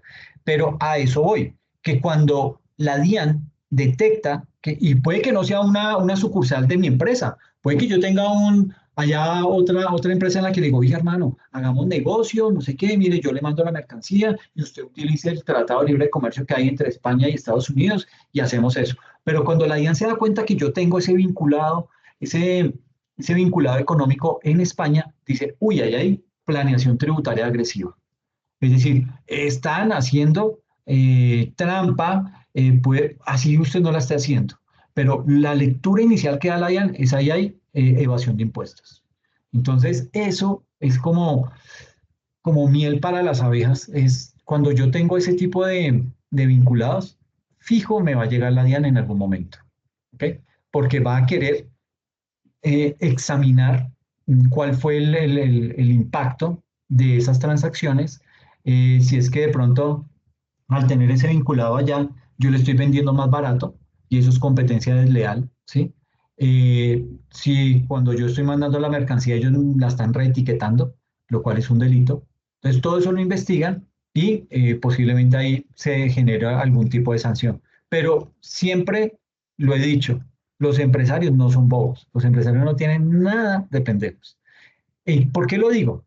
Porque yo sé en lo que me estoy metiendo. ¿Ok? O sea, yo no voy a decir, ay, sí, vamos y yo le mando esto y usted reetiquete. Entonces, de pronto me invento alguna figura por ahí que no necesariamente sea la de reetiquetar, sino que mando las camisetas. Por ejemplo, yo vendo camisetas, las mando a España y lo que hago es que no las mando completamente terminadas, sino mando el tema con un 80% de terminado. Las mando para que allá finalicen el 20%. Entonces allá la finalizan y ahí sí la etiquetan y quedó como producto español y no hicimos ninguna trampa, ¿ok?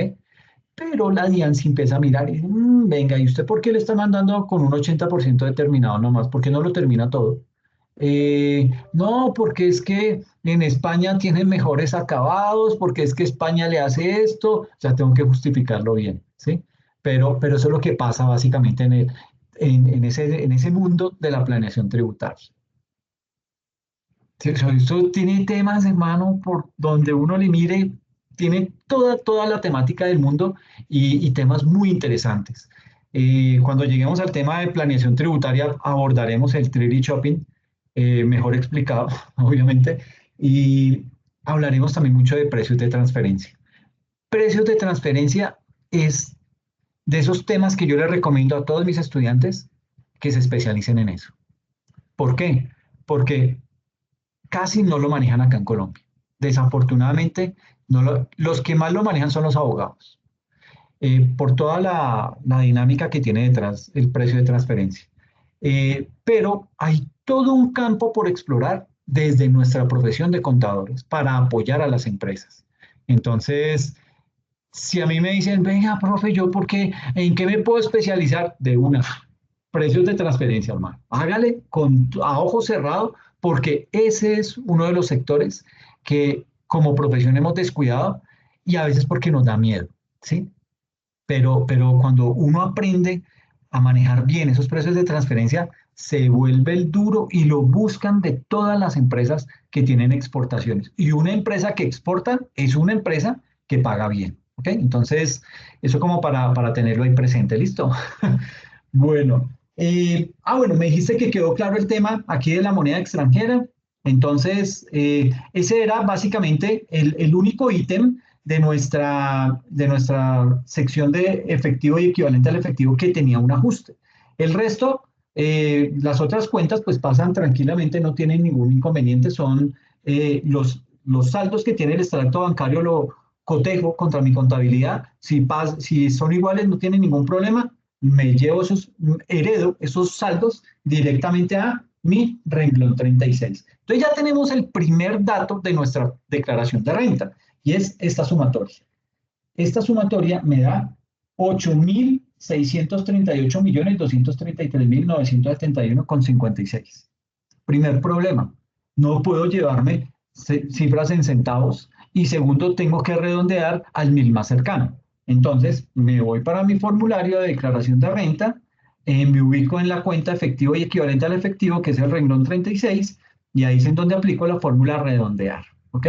Entonces, me quito los centavos, redondeo al mil más cercano y me queda una cifra de 8.638.234.000 pesos.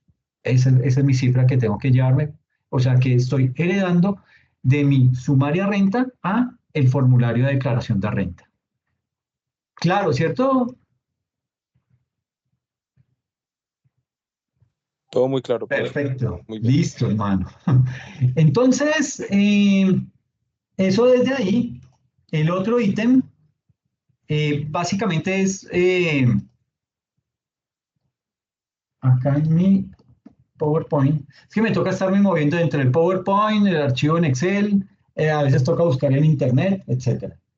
Entonces ya vimos los archivos, ya vimos cómo hicimos lo de la liquidación de la moneda extranjera, cómo se heredamos los datos para el renglón 36 de nuestro formulario 110 y ahora hay que hablar de inversiones. No me voy a demorar mucho, básicamente acá en inversiones, pues digamos que vamos a tocar más que todo la parte de la definición de lo que son las inversiones. En este caso, pues digamos que el término de inversión, digamos que eso no tiene una definición estandarizada, no tiene una definición global, ¿sí? Y aparte, no es una definición que esté, o O sea, dentro de las normas internacionales no nos da la definición de inversiones. Y eso es malo, ¿sí? Porque uno dice inversiones, pero ¿será que la definición que tenemos acá en Colombia sí es? O de pronto estaremos cometiendo algún pecado, alguna, pero básicamente, vuelvo y digo, pues el tema del estándar internacional dentro de su marco conceptual no contempla una definición de lo que es la inversión. Pero digamos que tras analizar la forma en que son utilizadas las inversiones en diferentes secciones del estándar para pymes, de la norma internacional para pymes, puede decirse que esas inversiones hacen referencia a la utilización de unos recursos que tengo en la organización para la adquisición de activos de los cuales voy a esperar obtener una rentabilidad. ¿Ok?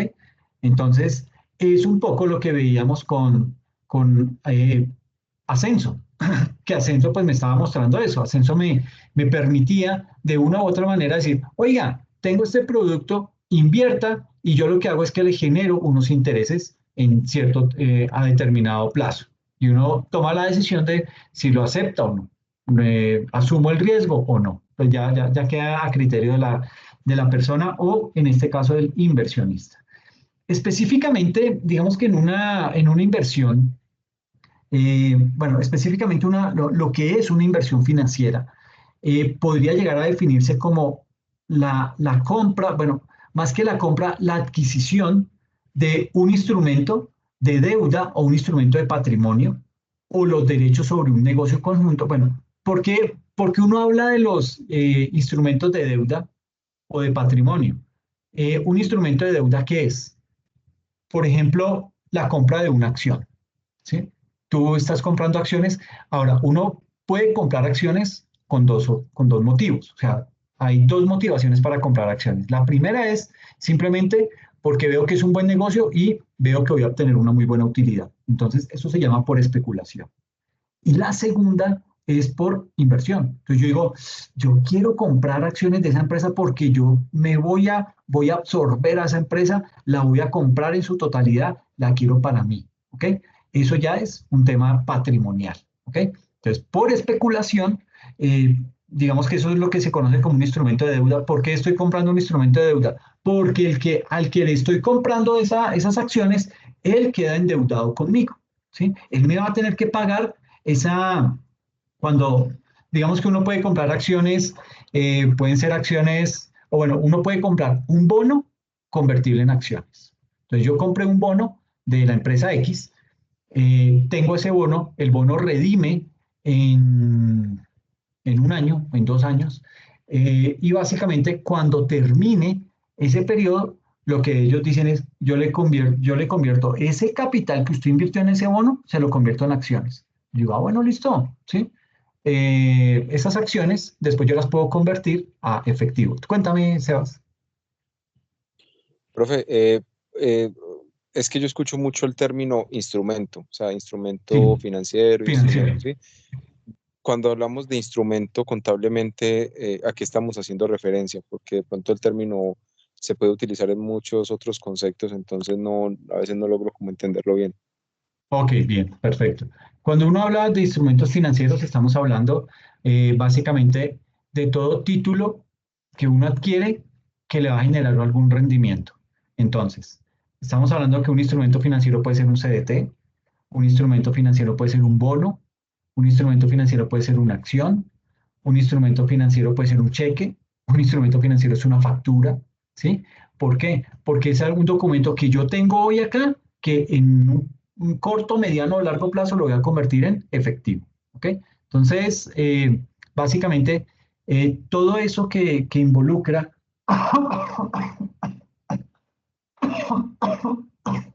todo es aquello que, perdón, todo es aquello que involucra esa inversión en algún instrumento de estos, es lo que se conoce como ese instrumento financiero. ¿Por qué financiero? Porque me va a generar algún tipo de rendimiento. Y tú dirás, bueno, pero una factura no me genera ningún rendimiento. Ok, es válido, pero digamos que el darle el estatus a una factura de instrumento financiero me da unos derechos legales para poder ejecutar el pago de esa factura si es que en algún momento se me dificulta o se complica la situación con la otra empresa.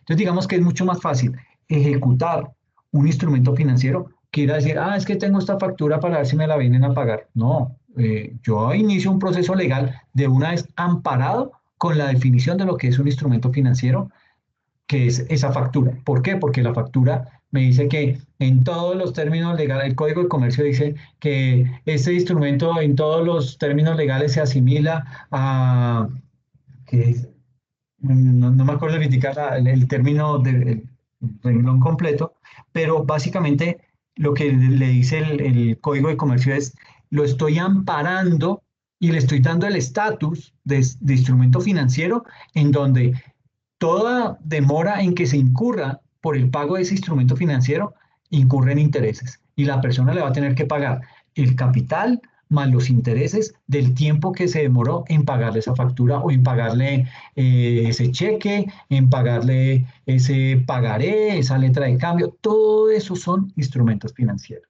¿Ok? De instrumentos financieros hablamos básicamente cuando lleguemos a NIF, en donde digamos que hacemos damos la definición, ahí vuelvo y hablo de ascenso, hacemos muchos ejercicios de diferentes instrumentos financieros porque eso tiene una implicación que es mucho más, digamos que desde la óptica de la matemática financiera. Tiene un componente que es más, mm, digamos que dificulta un poco el cálculo de esos instrumentos financieros. Pero son fórmulas y uno simplemente es aprender a despejar las fórmulas y aplica eso y ya sale el dato para hacer tanto reconocimiento inicial como reconocimiento final, perdón, medición inicial como medición posterior. Es básicamente eso. Entonces, esos son los instrumentos financieros. Un instrumento que me indica, es un título valor, que me indica que yo tengo derecho sobre algo en otra organización. ¿Ok? Entonces puede que yo tenga unas acciones que me dan derecho a exigir información, a exigir informes, estados financieros, etcétera, de esa inversión, de esa empresa, porque yo tengo una inversión en esa compañía. Lo mismo pasa con el Estado. El Estado emite unos bonos y si tú quieres los compras, lo que pasa es que esa es la peor inversión porque son bonos que a los colombianos se los venden muy baratos, o sea, no pagan casi nada de interés y son a muy largo plazo, 3, 5, 7, 10 años. Entonces, pues no es una muy buena inversión. Esa inversión le sirve a los extranjeros, que son los que pueden venir a negociar y dicen, bueno, uy, no, pero ¿qué me va a dar esa tasa tan bajita? No, yo vengo a meterle millones de dólares. Entonces, ¿a cómo me los va a pagar? Entonces, ajustemos o acordemos una tasa de interés, pero una tasa de interés verdadera, no esa que le está dando a los colombianos. Eso pasa con el gobierno, y eso no es solamente con el gobierno nacional, todos los gobiernos hacen eso. O sea, una es la tarifa que le paga al nacional y otra la tarifa que le paga al inversionista extranjero, porque pues le resulta ser más atractivo el extranjero. ¿Por qué? Porque le llega con dólares. ¿Ok? Entonces, básicamente estas inversiones, o bueno, digamos que una inversión financiera podría definirse como esa adquisición de un instrumento de deuda, en el caso en que yo adquiero, como te decía, un bono con el Estado. Ese bono es una deuda que tiene el Estado colombiano para conmigo. ¿Ok? ¿Por qué? Porque ahí estamos diciendo dentro de ese instrumento financiero que ese bono me lo van a redimir en 3 años. Entonces, en 3 años, yo espero que el señor gobierno me devuelva los 50 millones que invertí más los intereses. ¿Ok? Entonces se le convirtió en una deuda al gobierno y a mí este es como un documento por cobrar que tengo aquí en mi contabilidad. ¿Ok? Entonces, pero no solamente son instrumentos de deuda, también puedo adquirir instrumentos de patrimonio. Instrumentos de patrimonio, entonces, como les digo, pues básicamente cuando uno compra acciones, pero con la intención de apropiarme de esa empresa, con la intención de tener injerencia en esa empresa. Entonces, básicamente cuando uno compra esas acciones, empieza a comprar un poquito ahorita, otro poquito más adelante, otro poquito más adelante, y no las pienso vender. pero eso debe quedar estipulado, eso debe estar completamente claro dentro de la contabilidad. ¿Por qué? Porque entonces el contador tiene que saber a dónde va a clasificar esa compra, si va a ser un instrumento de deuda o va a ser un instrumento de patrimonio, porque la afecta en diferentes cuentas contables. ¿Ok?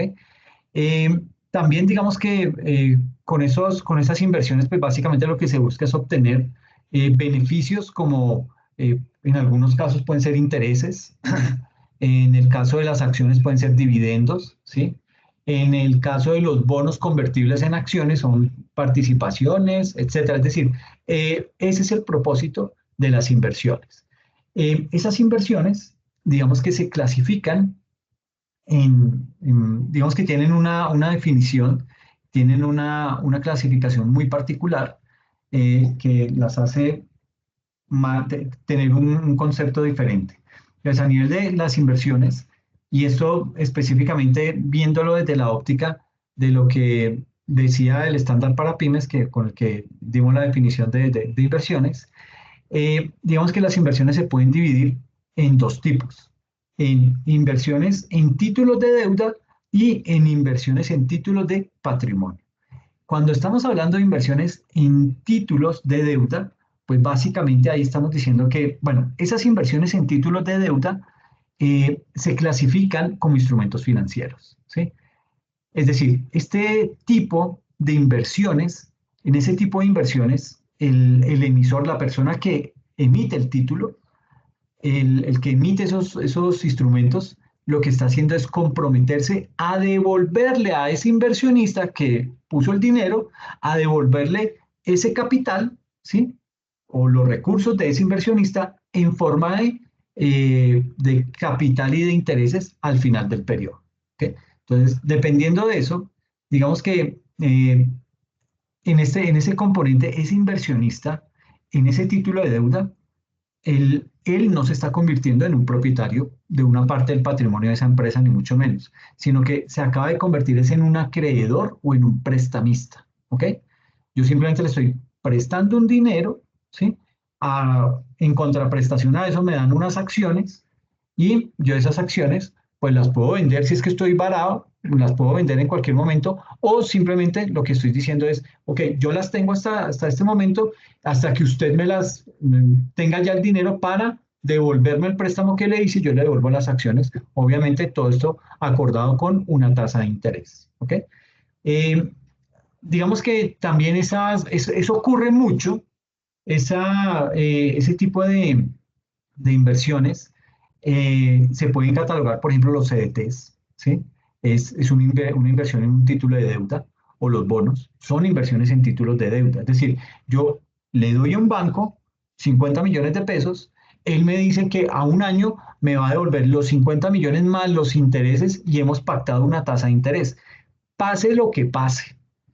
Puede que Petro se vuelva loco con su Twitter, puede que empiece a decir a mandar cualquier cantidad de mensajes.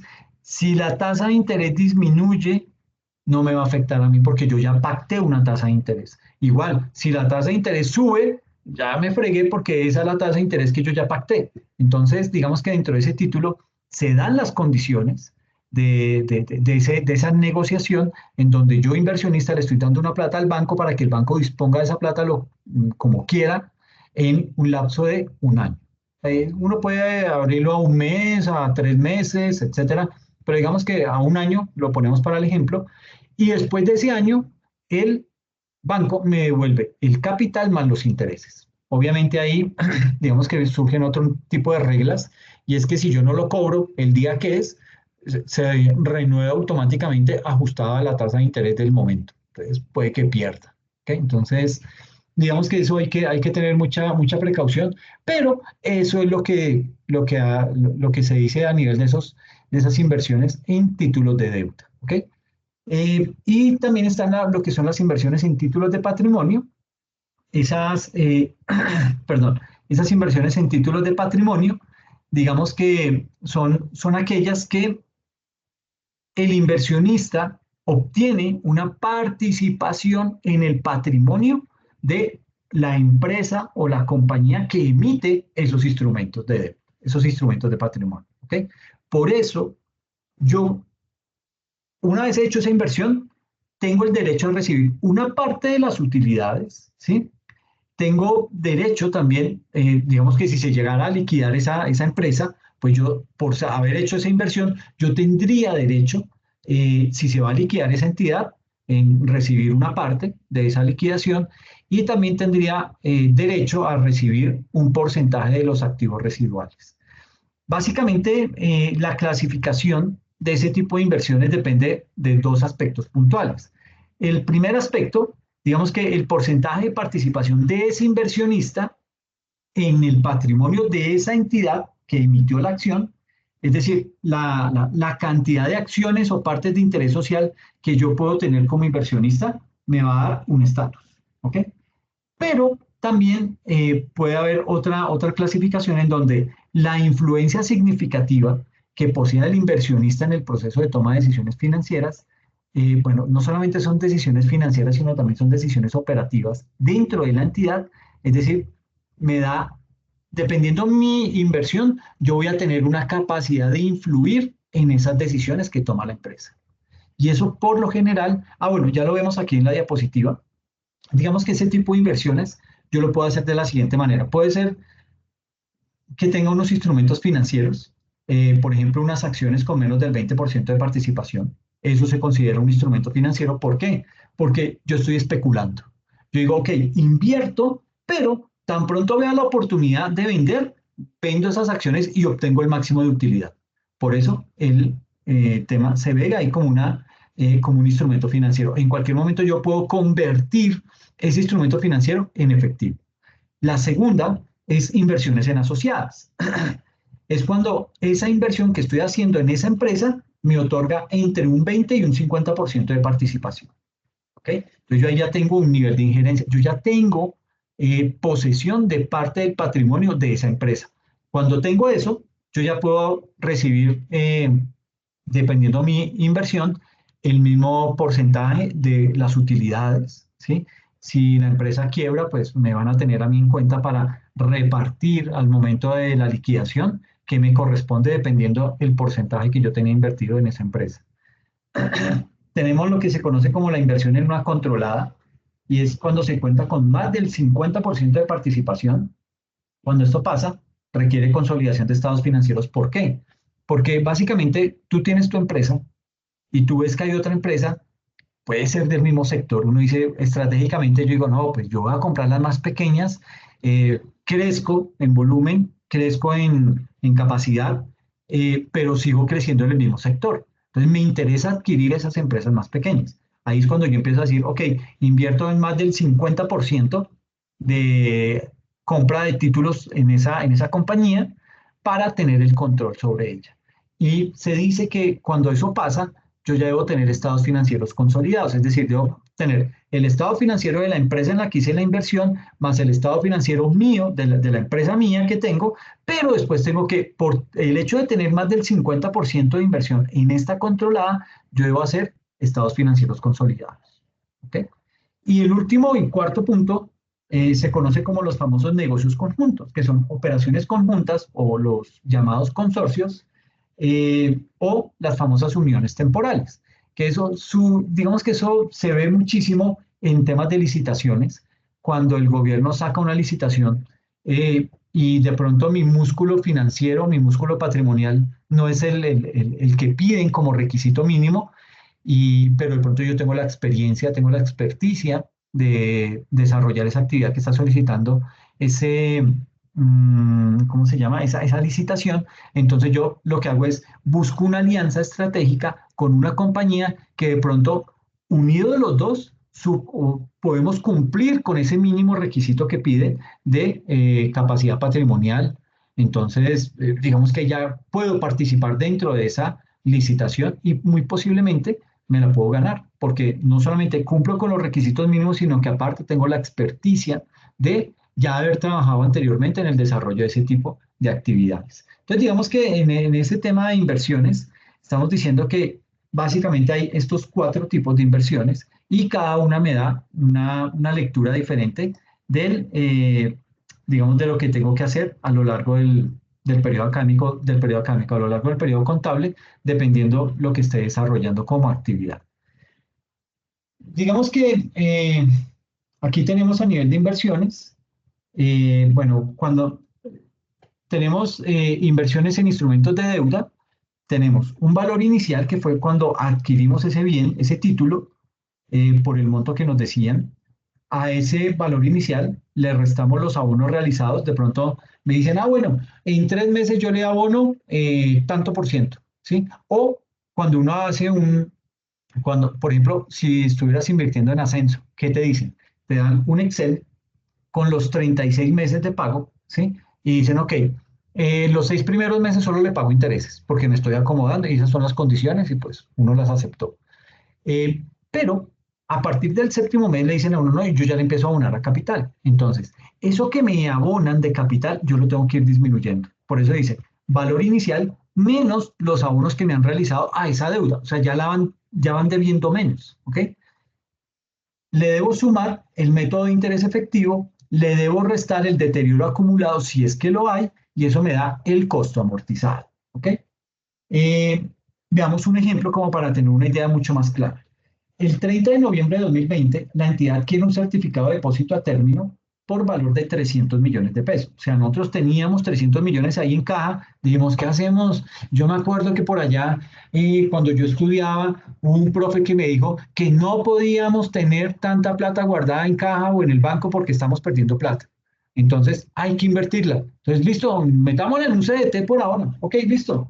Ese CDT, yo digo, tengo 300 millones, me voy a cotizo y logro deducir que la mejor inversión es la de la vivienda. Entonces compro un CDT en la vivienda y me dicen, ok, la tasa de interés pactada es del 0,57 el mes vencido. No existen indicios de deterioro del valor de la inversión y lo que vamos a hacer es básicamente mirar los términos contractuales para adquirir ese título, ese instrumento financiero. Entonces, por lo general, esos instrumentos tienen un código. Aquí le puse CDT 100. ¿Qué tipo es? Un certificado de depósito a término. Pudo ser una fiducia, pudo ser una compra de acciones, lo que fuera. Aquí es un CDT. Monto comprado 300 millones. ¿Cuál es la tasa de interés? 0,57. ¿Cuándo hice la negociación? El 30 de noviembre de 2020.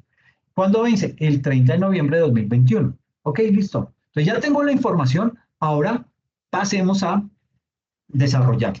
Entonces aquí tengo que hacer una tabla de amortización.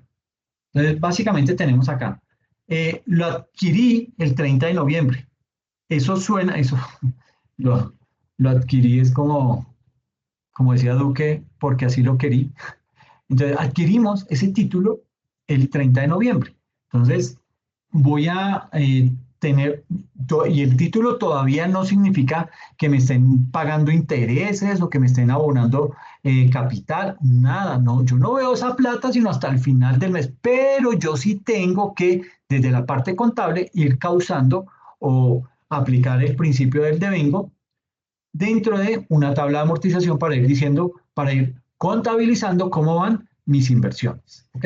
Entonces, 30 de noviembre, la primera fecha de causación es preciso el 31 de diciembre de 2020, cuando tengo que hacer el cierre contable. Entonces, tengo mis 300 millones a una tasa de interés del 0,57. Eso me da que el interés de esos 300 millones es de 1.710.000, ¿ok? En el primer mes. Es decir, que estoy cerrando el 31 de diciembre con un saldo final de 301.710.000. Ya no son 300 millones, sino 301.710.000. Este saldo final se convierte en mi saldo inicial para el próximo periodo, es decir, para hacer la liquidación del 31 de enero de 2021. Me dice que son 301.710.000 porque arranco con este saldo final, se vuelve el inicial, le aplico el 0,57% de interés, me da 1.719.747. Entonces, significa eso que 301 millones más 1.719 me da 303.429.747. Este valor final se convierte en el inicial del siguiente periodo y así sucesivamente empiezo a liquidar y hasta que va a llegar el 30 de noviembre, que es la fecha en la que yo tengo que estar pendiente para ir al banco y decirle, listo, señores, se venció el plazo, necesito que me devuelvan el dinero, me devuelvan los intereses y yo les devuelvo su título, su instrumento financiero. Entonces, después de todo eso, durante ese año, esa inversión que hice de 300 millones se convirtió en 321 millones, 175 mil, 682 pesos. Esto estará sujeto a retención en la fuente, etcétera, pero digamos que hasta ahí es la liquidación en nuestra tabla de amortización. Luego de eso, tenemos que hacer nuestros asientos contables. Entonces, tenemos acá la fecha de la compra. Entonces, ¿cómo hicimos la compra de ese título? Ah, fácil. Lo llevamos a la cuenta de inversiones, la compra que hicimos del CDT por 300 millones al débito contra, afectamos la cuenta, pudo ser la cuenta corriente o la cuenta de ahorros del banco, y 300 millones al crédito. ¿Ok? Eso a 30 de noviembre. Pero hay una cuestión, y es que el 31 de diciembre yo debo hacer la medición posterior de esa inversión. Y usted me dirá, pero por un mes lo tengo que hacer. Por un día lo tengo que hacer. ¿Ok? Entonces, realizo la medición posterior. ¿Cuándo? El 31 de diciembre de 2020. ¿Cómo quedaría? Entonces, se me incrementa el valor del CDT, lo tenía en 300 millones, ahora creció en valor por 1.710.000 pesos. Y lo llevo contra una cuenta intereses, costo amortizado de inversión de 1.710.000. ¿Ok? Entonces, lo que voy haciendo es reflejando. Ahora de pronto me puedes preguntar, pero ¿por qué, si ya estamos haciendo la medición posterior, por qué no colocar aquí 301.710.000? Porque básicamente, tal y como les decía, un software contable lo que hace es, tiene un código, en este caso, el 12250505, a ese código yo le voy metiendo reglas también. Puedo decirle, ok, súmeme todo lo que tenga el mismo código. Ok, listo, súmeme o résteme. Y me da un valor al final. Pero, ¿qué pasa? Que en este tipo de inversiones yo todavía no he visto la plata. Yo simplemente hice una inversión y esa plata la vengo a ver un año después.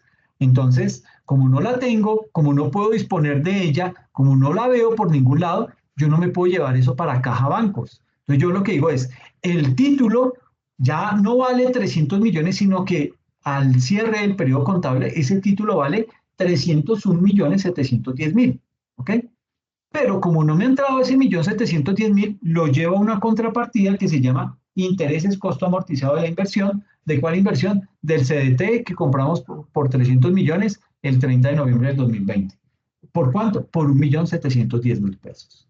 Esto es lo que yo debo hacer siempre que haga un cierre contable con todas las inversiones. Aquí fue un mes, pudo haber sido fácilmente 7 meses después, en donde ya no estaríamos contabilizando un débito de 1.710.000, sino fácilmente un crédito, un débito por 1.779.406 pesos. ¿Ok? Eso es básicamente Profe, lo que se hace. ¿por qué llevarlo a la 10 y no a la 05? Ah, no, esto yo, como les decía ahorita, pues uno puede, digamos que el estándar internacional no lo obliga a tener un PUC específico. Entonces yo ahí utilizo cuentas que tienen tienen una estructura, pero no necesariamente son las mismas cuentas que uno maneja en el PUC del sector comercial. Entonces es por eso, Sebastián. Básicamente me metí unos códigos ahí tal cual, pero digamos que el impacto en los estados financieros, que es donde uno verdaderamente tiene que mostrar la información y ser coherente, me lo llevo tal cual como dice la cuenta. Pero como ahí en el estado financiero uno no lleva códigos contables ni nada de eso, pues no hay problema. Entiendo, sino que es como tal, porque al costo amortizado del CDT, o sea, de la 12250510, sabiendo que al principio se llevó a la 05, o sea, ¿por qué no incrementarle de una vez el valor? Ok, sí. Eso sí es un error mío. Yo no me había dado cuenta. Claro, lo tengo 12250505 y en la otra 122505. Sí, total, Sebastián, tienes toda la razón. Sí, esto debe ser porque cuando uno va sumando, claro, el cierre contable me dice cómo va el título, cómo empezó la cuenta 12250505 y cómo va al final del periodo. Entonces yo tengo que sumar eso, debo tener el mismo código. Total, eso es culpa mía, ahí me equivoqué. Es 05 también, Sebastián, perdón. Cometí ese error, perdón. Sí, todas las burlas, pero es totalmente Tranquilo, válido. tranquilo. Lo corrijo ahorita porque sí, sí, no me había fijado en el tema. Perdón. Listo, entonces, esto ya es inversiones en instrumentos de patrimonio. Digamos que, bueno, claro, el tema de inversiones en instrumentos de deuda. No, Clarísimo. es simplemente llevar uno el tema del costo amortizado para ir sabiendo en cada mes cómo va el instrumento. Va creciendo o va disminuyendo porque puede fluctuar. Eso pasa mucho con las acciones. Pero digamos que en instrumentos de deuda es mucho más transparente y uno puede llevar el control estricto con base en esa tablita de amortización. Ya digamos que en instrumentos de patrimonio, digamos que desde el punto de vista netamente contable, estos instrumentos de patrimonio, digamos que pueden clasificarse en 4 tipos de inversiones, teniendo en cuenta que la participación y teniendo en cuenta también la incidencia que yo tengo en esa otra compañía. Esa otra compañía se llama la participada. ¿Ok? La contabilidad tiene unos nombres rarísimos, ¿no? Unos nombres que uno dice, mucha, pero ¿quién se inventó esos nombres? Esa compañía en donde yo estoy haciendo la inversión es la participada y yo soy el inversionista. ¿Ok? Entonces, partiendo de ese hecho, digamos que aquí los 4 tipos de inversiones en instrumentos de patrimonio son inversiones de liquidez. Esas inversiones de liquidez también se pueden, las puedes encontrar en algún tipo de bibliografía como inversiones negociables, ¿ok? No solamente de liquidez, sino también pueden ser inversiones negociables. Esas inversiones de liquidez o negociables, digamos que son aquellos tipos de inversión en donde la incidencia o la participación que yo tengo en esa otra compañía no me permite poseer el control, no tengo, digamos que influencia significativa dentro de esa compañía. Simplemente soy un inversionista más. Haga de cuenta como cuando uno compra inversiones en Ecopetrol. Usted no aspira a comprar, apropiarse de Ecopetrol, no, usted es un inversionista raso y pues usted va metiendo plata ahí porque le dijeron o porque usted escuchó o vio que va bien el comportamiento de Ecopetrol. Entonces usted puede verlo desde ese punto de vista, pero es un inversionista más, ¿ok? No tiene poder de decisión, no tiene control sobre la empresa, ni mucho menos. Simplemente es una inversión que le va a generar una liquidez, ¿ok? Y también, digamos que estas inversiones de liquidez están relacionadas con decisiones de tesorería, es decir, cuando tengo en la empresa un sobrante de dinero y no lo puedo tener en el banco, entonces me están presionando de la presidencia. Bueno, ¿y qué hacemos con esa plata? ¿En cómo la pongo a producir? Ah, bueno, sí, entonces voy a buscar en dónde, invirtamos en tal empresa. Ok, listo. ¿Sí? ¿Cuánto nos va a generar? La empresa es sólida, no sé qué, porque tampoco va a ponerme a arriesgar la plata innecesariamente. Entonces, básicamente, esas decisiones de tesorería, pues generalmente son inversiones que son a corto plazo. ¿Ok? En estas inversiones de liquidez, tanto la medición inicial como la medición posterior se realizan teniendo en cuenta el criterio denominado el valor razonable. ¿Ok? Ahora, de no existir un mercado activo, porque el valor razonable depende de un mercado activo, pero si no existe ese mercado activo, la entidad que puede hacer, la entidad las puede medir al costo en su medición posterior. Pero por lo general uno lo que hace es mirar en el mercado, por ejemplo en la bolsa de valores, a cómo está el precio de acción a 31 de diciembre de esa acción puntual. Y uno, listo, ese es el valor razonable. ¿Ok? La segunda son las inversiones en asociadas.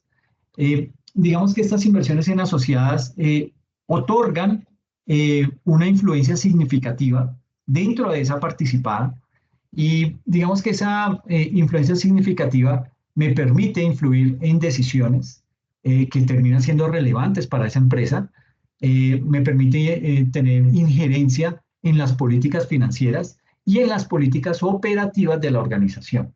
Este tipo de inversiones en asociadas, digamos que se reconocen cuando el porcentaje de inversión en esa empresa es mayor al 20%. Entonces ahí ya se dice que esa es una inversión en una asociada. Obviamente ese 20% no indica que le van a dar también poder de decisión sobre el control interno de la compañía. No, hasta allá no llega. Pero sí digamos que en las decisiones más rutinarias uno puede empezar a tener participación. Y ese tipo de inversiones en asociadas pueden ser medidas al costo, pueden ser medidas al valor razonable o pueden ser medidas según el método de participación. El tercer tipo de inversión son las inversiones en negocios conjuntos. Digamos que estas inversiones en negocios conjuntos surgen de un acuerdo contractual mediante el cual dos partes emprenden una actividad que digamos que se somete a un control conjunto, ¿sí? Los negocios que se hacen de esta forma pueden tomar la forma de operaciones controladas, la forma de activos controlados de forma conjunta o entidades controladas de forma conjunta. Y la última se denomina inversiones en subsidiarias, que ahí pues ya digamos que es cuando existe un control en donde yo como inversionista estoy invirtiendo en esa participada más del 50%. O sea, soy el dueño de más del 50% de la empresa, ¿ok? Soy el accionista mayoritario, ¿ok? Entonces, en ese tipo de casos, ese tipo de inversiones también se pueden dar porque tengo el poder de dirigir las actividades más importantes de la compañía, ¿sí? Entre las cuales está, por ejemplo, el tema de la compra y venta de bienes y servicios, compra y disposición de activos, todo lo que tiene que ver con determinación de la estructura financiera de esa participada, entre muchas otras. ¿Ok? Yo creo que dejémoslo ahí. Vemos la próxima sesión, arrancamos con este caso práctico, en donde miramos que adquirimos de contado el 80% de las acciones de una participada y vamos a mirar cuál es el impacto al cierre contable de la distribución de las utilidades y todo eso, cuál es su comportamiento, cómo nos van a pagar eso. Aquí viene la distribución, la contabilización, en fin. Y hablaremos algo de los derivados y miraremos, bueno, este ya es un poquito más de parte teórica, y pasamos a lo que son las cuentas por cobrar. ¿Listo? No sé si tienes alguna inquietud, Sebas. No, profe, la verdad, la clase es muy interesante. Muchas gracias. Perfecto, no, a ti muchas gracias. Entonces, pues nada, nos vemos el jueves, ¿te parece? Claro que sí, claro que sí. Listo, Muchas hombre. gracias, profe. Muchas gracias. Cuídate mucho, viejo. Que estés muy bien. Igualmente, buena tarde, profe. Gracias. Chao.